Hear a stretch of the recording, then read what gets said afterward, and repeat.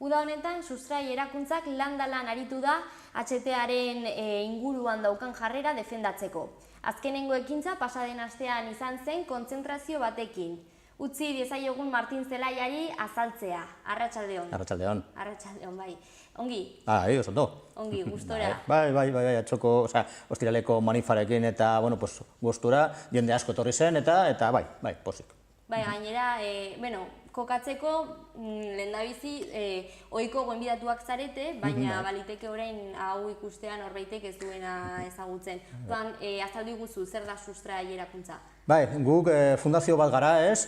Orain dela iaia 10 urte egina, ez? Eta, bi talde gutxi gora bera elkartu ziren, ez? Bai, HTren kontrako taldeetan egon ziren beste jende batzuk, eta baita ere, Kastejonen, nola dauden zentral termiko batzuk, ez? Elektrizitatea egiteko, arrain kontra eren egondakoak, ez? Eta ikusi zuten, nola talde sozialak eta batez ere ekologia aldekoak eta plataformak eta badaukatela zailtasunak justiziara juteko, abokatuarekin edo epaitegitara juteko eta orduan pensatu genuen, nola egin dezakegun hori. Eta fundazio bat eratu genuen eta abokatu batekin daukagun harremana eta bera laguntzen gaitu epaiketatara jutea. Hori da, gure asmoa, gure zentzua, eta beste talde, beste plataforma, beste talde ekologistak adibidez, laguntzen diegu ara juteko, epaiteketara juteko. Orduan, orain dela 10 urte sortutako taldea. Más o menos, bai, hori da. Eta oraindik jarraitzen duzue hor borrokan. Hori da, gure borrokan zabala da, HTarena da importantea, bai, baina beste gauza batzuk ere eramaten dugu aurrera, adibidez, uraren defensa, larun bat honetan adibidez, egon ginen Baldegan, Antzinen, Lizarraldean, han ura ateratzen ari da akuiforotik, eta egai baia bera juten dela, eta hori ere defendatzeko ara juten gara bai. Eta hori Nafarroa mailan? Nafarroa mailan, bai, zen ez daukagu indarrik beste herrialde batera juteko, guk hemendik nahikoa daukagu desobra, bai, asko. Eta gutxi gora bera zenbat kide zarete? Bai, kidean, patronatoan ditzen dena, talde motorra edo, 8 lagun gaudela, gutxi gora bera, eta gero alboan, inguruan daukagun, sozio bezalakoak diren, beste lauro gehi edo, holako, gutxi gora bera. Bai, eta kolektibo ezberdinen babesa ere jasotzen duzu. Baita, batzuk dira persona bakarrak, beste batzuk kolektiboak, dirua jartzen dugula, zen, hau dena garestia dela, abokatuak kontratu behar, edo epaitegietara juteko ere garestia dela, eta denon artean jartzen dugu diru pixka bat, eta honekin montatzen dugu gauzak. Hori antolakuntzaren aldetik, baina gero ere hori gizarteak ere zuei, gehitzen da zuen ekimenei, eta adibidez pasaden asteko hori kontzentrazioan ere manifestu bat sinadura ezberdinak ikusi ziren, ez? Bai, hainbat talde egindako mobilizazioa izan zen, ostiralekoa, gehienok ginen HTren kontrako eta oraingo trena hobetzeko eta bultzatzeko taldeak, adibidez, Erriberaldean dagoen la plataforma por el tren social de la Ribera, hori, erdiko erdialdean Tafalla aldekoak eta han daukate Tafalla zona media por el tren, ditzen dena, eta gero hemendik Iruñerrian HT gelditu, eta zendea Olza eta Izako zendekoak ere beste plataforma bat montatu dutenak, eta guk iparraldean Sakanan, Sakana trenaren alde plataformak ere montatu dugu. Eta gero baita ere Tafalla aldean, nola orain Tafalla aldean ari direla lanak egiten, HTren lanak, Tafalla aldeko gazte batzuk, Ernai eta gaztetxekoek, eta beste talde ezberdinak ere bildu dira, mobilizazio hauetan egin genuen ostiralekoa, eta baita ere egingo dugula irailaren bukaeran beste manifestazio bat Marzilla aldean, obrak egiten ari diren lekutan.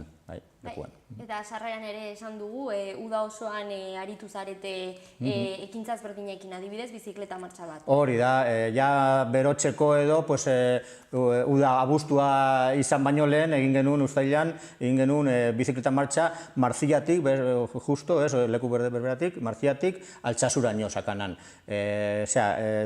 Oraingo trena eta egin nahi duten HT-aren ibilbide osoa ikusten eta jakiteko zenbat inpaktuak edukiko duen egiten baldin bada, eta nola izan daitekela hau egiten baldin badu, eta ze pasatu daitekela. Eta jende asko parte hartu zuen, batez ere azken bi egunetan, izan ziren larunbat eta igandean, Altsasun bukaerako ekitaldia egin genuen, eta jende andana, jende polita. Eta guzti hau gaurkotasun gai bat delako, orain berrera hartu dira lanak, ez? Hori da, orain dela hilabete bat edo bi, hasi ziren berriz lanak Peral Azkoien eta Marzilla aldean, eta egon dira HT-ko lanak, HT-a egin gabe 3 urte. Lehen UPN-ek zegoen gobernuan, eta UPN eta PP Madrilean, beraien artean, bultzatu zuten HT-ren lanak egiteak, Castejon eta Villafranca arteko tartea. Hori egina dago plataforma gainean jarri behar dela gero, trenbideak, katenaria eta dena hori. Hori dago, 15 kilometroko zati bat egina. Orain, geroa baik gobernuan, Nafar gobernuan eta lehen PP Madrilen eta orain PSOE-rekin, hasi dira lanak Villafranca eta Riberri tarte horretan, Marzilla, Azkoien, zonalde honetan, hasi dira lanak bi zati ezberdinetan, beste 15 kilometro gutxi gora bera. Eta horregaitik, pensatzen genuen guk, HT-ren historia hau basegoen ahaztuta, zen ikusten genuen ez dela beharra, ez dagoela beharra zen oraingo trenarekin, moldaketarekin nahikoa izan daitekela ez, eta orain tematiari direla bai PP, bai PSOE, bai UPN-ek, bai geroa bai berriz hau egiten, pensatu genuen, importantea dela bai udan eta gero bai udazkenean berriz hastea ez HT-ren kontrako aldarria. Eta horregatik egin genuen bizikleta martxa lehen eta orain ostiraleko konzentrazioa. Eta zergatik, zer da HT-a saltzen duena edo zuen aldetik zer da zuen iritziz daukana edo izango lukeena? HT-a, bai. HT-a guretzat da monstruo bat, ez? Hau izan daitekela kriston trintxera bat, ez? Lurraldean, eta ezertarako gutxi gora bera. Orain daukagu trena, pizka zaharra da, bai, baina berritu izan da beti, ez, etengabe, aldatu, berritu, eta orain ondo funtzionatzen da, eta zer pasatzen zaio, bakarrik trenbide bakarrakoa dela, bai, bakarrik trenbide bat dagoela. Baina ondoan jarri daitekela beste trenbide bat, zeren utxita dago lekua, ez? Lehen, hasi zirenetik, obrak hasi zirenetik, 1800 eta pikotan, bai, pentsatu zuten, momentuz jarriko dugula trenbide bat, baina etorkizunean, segurazki, beste trenbide bat jarri beharko dela, eta orduan, esplanada guztiak eta zubiak eta dena prestatu ziren bi trenbideak edukitzeko. Pertsonentzat eta merkantzientzat? Bai, pertsonentzat, bai merkantzientzat. Orain, pertsonak eta merkantziak bibiltzen dira oraingo trenbidean. Eta beste trenbide bat jartzen baldin badugu alboan, trenak jun daitezkela bata goruntz eta bestea berant, eta gelditu gabe. Orain, trenbide bakarrean dagoen bezala, bata apartatu behar dela, bestea pasatzeko. Gero, bi trenbideekin, gurutzatu daitezkela, gelditu gabe. Hori, hobekuntza nabaria izan daitekela, ez? Hori da, eta gu pensatzen dugu, honekin, momentuz, nahiko izan daitekela, bai merkantziak eta bai personak eramateko, oraingo trenbidean. Igual baita ere, leku batxutan edo bestetan, igual kurbaren bat aldatu behar dela, edo olako gauzak, baina besterik, ez? Ez da, kendu behar, oraingo geltokiak herriko eta hiriko erdigunetik, hori gerta daitekela hemen Iruñean, bai? Hemen Berriozarren zer gerta daitekela, bai, daukagoan pasabidea, ez? Tren pasabidea, bai. Hori arriskutsua da eta hori konpondu behar dela. Eta han bilatu behar dela konponbidea. Baina dira kasu bakarrak edo txikiak, besterik, oraingo trenbidea funziona daitekela. Behar daukagun beharrak asetzeko. Orduan, honekin nahikoa uste dugula, pentsatzen dugula, honekin nahikoa izan daitekela. Eta oso merkago, askoz merkago. Orduan, hori alde batetik ekonomikoki hobe aterako litzateke aukera hori, ez? Eta baina hori ez da ondorio bakarra, ez? HT-arena ere defendatzen duzue, ingurumenean... Karo, zeren egiten baldin bada beste azpiegitura bat ez, orain daukagun alboan, zen orain dagoen trena eta egin nahi dutena HTA, paraleloa joan daitezkela ez, gutxi gora bera, biak sartzen dira Nafarroan Kortezen, Tuteratik pasatzen dira, Kastajontik ere, gero juten dira Tafalla aldera, Iruña aldera eta Sakan aldera. Eta orain daukagun trena, berdin juten da. Orduan, Bailara eta komarka guztietan edukiko dugula. Oraingo trenbidea, beste HTA, beste trintxera bat HT-en dako, eta adibidez, autobia, autopista edo dena delakoan, hainbat infrastruktura, hainbat azpiegiturak, denak paralelak gutxi gora bera, eta denak langa bat jartzen, oztopoa jartzen alde batetik bestera pasatzeko, bai personak, bai animaliak, orduan dena hori zailtasunak dira. Hori da, kriston arazoak, bai personendako, bai animaliendako. Animaliak ezin direla nahaztu. Eta, dena hori kaltegarria izan daitekela ingurumenendako, baina baita ere ekonomiendako. Eta ez dara behar, ikusten dugula, oraingo trenbidearekin nahiko izan daitekela, orduan, zertara. Eta eragin horiek zuek hain argi dituzuela, zergatik jarraitzen du lan hori aurrera? Pues ez dakigu. Pentsatzen dugula, eta hau ikusi daitekela adibidez, orain dela gutxi lizitatu diren obrak, Tafalla, Erriberri eta Azkoien eta zonalde horretan, Azpi eta OHL enpresari eman diola. Eta bi enpresa horiek Madrilen daudela implikaturik hainbat delitutan. PP-ri finanziatu direla, edo omen direla, ilizitutik, orduan, dena hori ikusi behar dela. Gu pentsatzen dugula, HTA egin nahi dela, zeren hainbat jende, hainbat enpresa, hainbat politikoa igual baita, handik dirua ateratzen direlakoz. Eta hori, grabea da, hori askoz, hori ezin dela egin.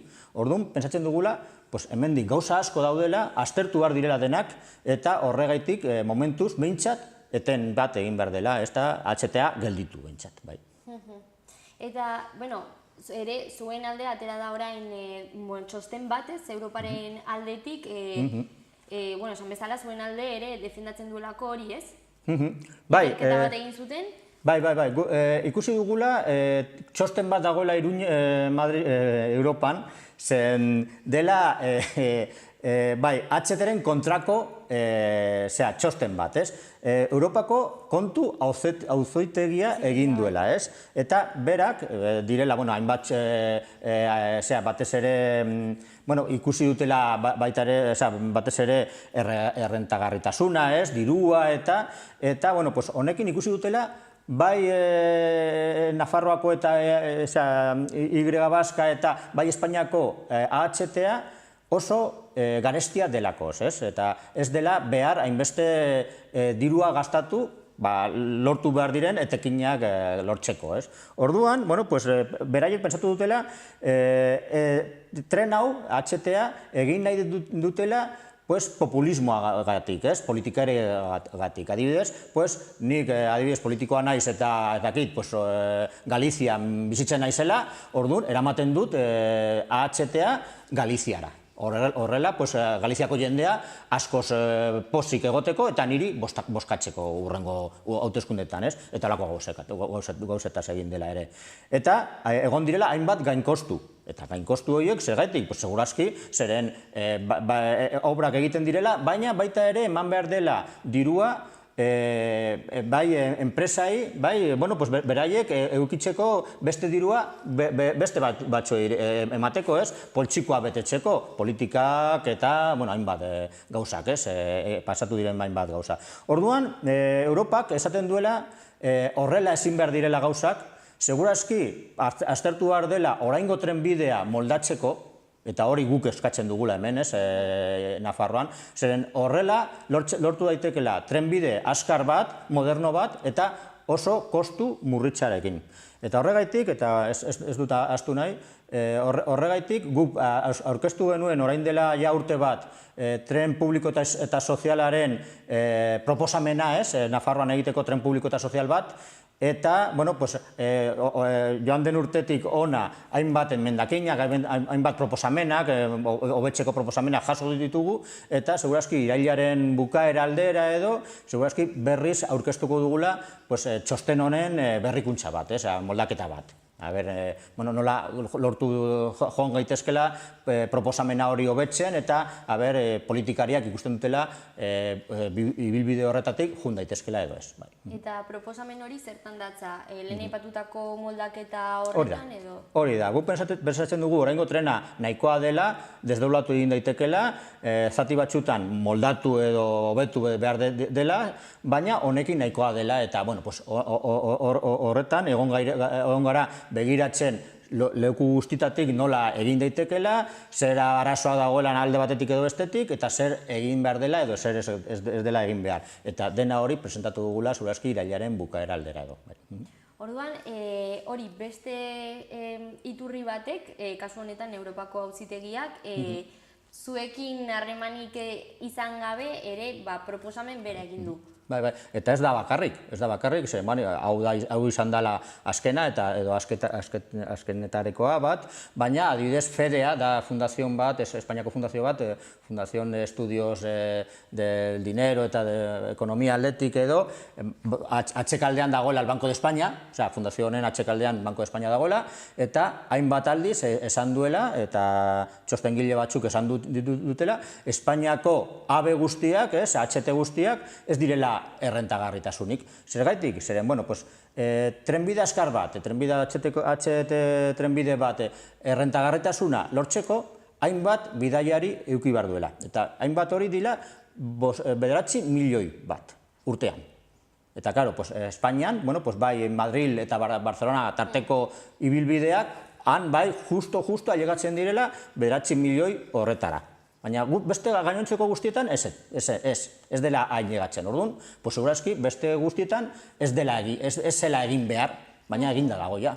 Eta horregaitik, FEDEA hori hainbat aldiz esan duela, orain daukagun trenbide, AB trenbide guztia, igual, mantendu behar direla, baina gehiagorik ez dela egin behar. Eta hori, baita ere, ikusten duzuna, Banco de España dagoen, atxetik dagoen, fundazio bat esan dakoa. Hainbat aldiz esan dela, ez dela egin behar HTA. Adibidez, merkantziak eramango direla HTA ez. Adibidez, COE, la Confederación de Empresarios de España, esaten duela ezetz. Gainera, beraiek ez dutela behar. Zeren, beraiek behar dutela merkantzia juteko mantxo eta merke. Eta horretarako, oraingo trenbidea asko sobe dela, HT bat baino, zen askoz garestia dela, eta merkantziak eramateko HT-an, izan daiteke, funtzionatzen baldin bada, klaro, izan daitekela askoz garestiago. Ez dela egin behar, hori dago. Eta guztiago aurkezten duzutenean hori politikariei zein da haien erantzuna? Ikusten dugula gehienek, adibidez Nafarroan gehienek HT-ren alde daudela eta ez dutela gure arrazoiak entzun nahi. Adibidez, guk bildua izan gara askotan, gero baiekin, ez? Kuatripartito arruan dagoenean eta, beraiekin. Eta hainbat aldiz arrazoi hauek aurkezten diegu eta ezetz, edo oídos sordos, edo batxutan esaten dutela, oraingo, Nafarroan egin nahi duten, beraiek egin nahi duten trena, HTA, ez dela Espainian egiten den modelua, eta adibidez, hori Nafar gobernuak esan zion, erantzun zion, Europako Auzitegiren txosten hori agertu zenean. Esan zuen, no, gure modelua ez da Espainian egiten ari dena. Eta bai dela. Nafarroan egiten ari den HTA, 300 eta 30 kilometro orduko trena juteko izango dela, ez? Eta hori dira, bakarrik personendako, merkantziak zaila eramateko, eta hori da, Espainian egiten ari diren modelua. Orduan, Europak esaten duena eta kritikatzen duena modeloa dela. Orduan, politikoak, igual Bildu, Podemos eta Izquierda Esquerra, beraiek gure alde daude eta ostiralean adibidez elkarretaratzean egon ziren, baina besteak, PP, PSOE, UPN eta geroa pues HTren alde daudela eta jarraitzen dutela, ez, historiarekin. Kuadripartitoren akordioa hausten eta aurrera juten dira, ez, edera bai. Bueno, zuen aldetik, etorkizunari begira, daukazuen lehen aipatu egin duzu manifestazio bat hilabete honetan, irailean, amaian? Bai, hori da, izango dela Marzilan, 29an, irailaren 29an, larun bata dena, goizez, segurazki, oraindik dena finkaturik ez dago, baina, eta zergatik Marzilan, zeren Marzilaldean orain ari direla lanak egiten, eta gu jun nahi gara,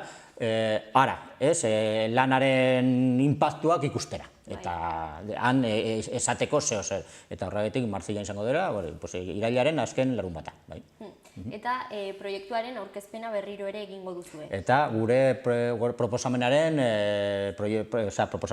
aurkezpena berriro egingo dugula, segurazki hemen Iruñan, fijo, igual kondestablen edo, oraindik ez digute erantzun, baina, eta egin nahi dugula manifa hori baino lehen irailaren bukaeran edo, oraindik ez dakigu.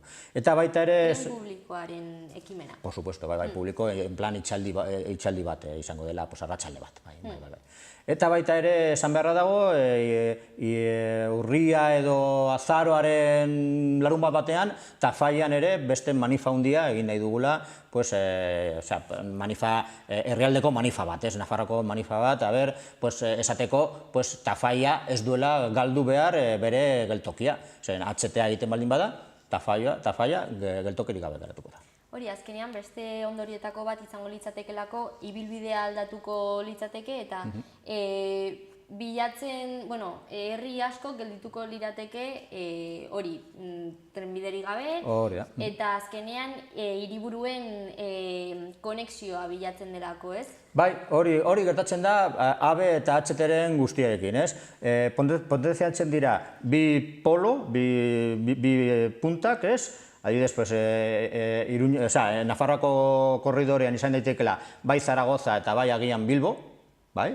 Eta erdian dagoen guztia edo gutxira edo ezer gabe geratuko lirateke. Eta adibidez, Iruñan jungo lirateke segurazki gutxira. Zeren, bata Zaragozan, enpresa bat, Zaragozan dagoena, baina igual delegazio bat daukala Iruñan, gero Ainarkar jun daitekela alde bateratik bestera, igual Iruñako delegaritzan juten da, Zaragozara berriz. Orduan, galdu daitekela. Hori bai Iruñan. Baina, erdian dagoen herri guztiak, Tafalla, Castejon, Altsasun, Sakanan eta, orain daukante geltokia, segurazki, geltoki hori edo desagertu edo gutxira jongo lirateke. Jende gehien ere hiriburuetan bizitzen dela. Bai, hori argi dago, baina herriko eta landaguneko biztanleak ere mantendu behar direla, eta hiri batean bizitzea ez da bat ere merkea, justo kontrakoa.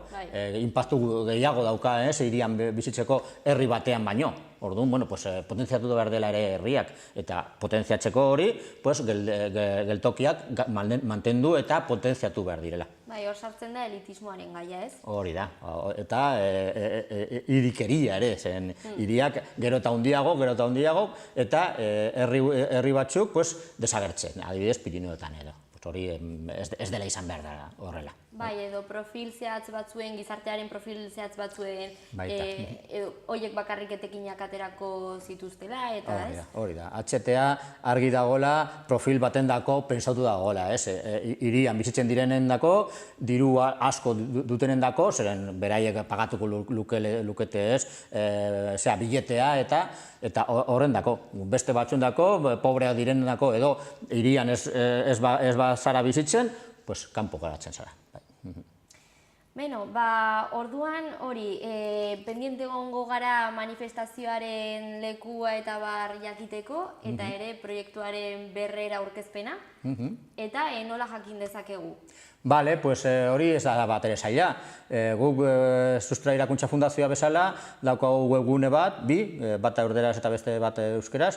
Euskerazkoa da sustraierakuntza.org, adibidez, eta besterik, handik jarraitu daitekela ez, baina igual askoz maizago izan daitekela Sustraiko Facebook eta Twitterren. Bila dira Sustrai Erakuntza edo Sustrai Erakuntza Fundazioa, Facebook eta Twitter, eta han egunero egiten dugula, zer gertatu daitekela iragatzeko postak eta edo zer pasatu daitekela generalean. Eta, bueno, handik hoberena. Ba, oso ongi, Martin. Zuei, mila esker.